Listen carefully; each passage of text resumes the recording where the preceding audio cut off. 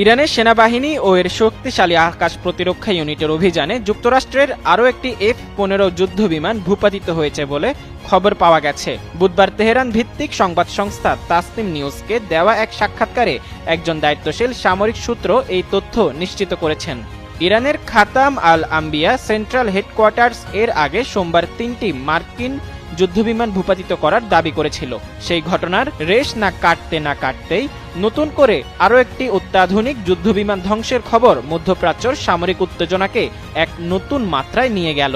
প্রতিবেদনে জানানো হয়েছে, ইরানের নিজস্ব প্রযুক্তিতে তৈরি আকাশ প্রতিরক্ষা ব্যবস্থার মাধ্যমে নিখুঁত নিশানায় মার্কিন এই যুদ্ধবিমানটিকে আঘাত করা হয়। ইতিমধ্যে সামাজিক যোগাযোগ মাধ্যম ও বিভিন্ন গণমাধ্যম ভূপাতিত হওয়া বিমানের ধ্বংসাবশেষ এবং বিধ্বস্ত হওয়ার আগে পাইলটদের বেরিয়ে আসার বেশ কিছু ছবি ও ভিডিও ছড়িয়ে পড়েছে।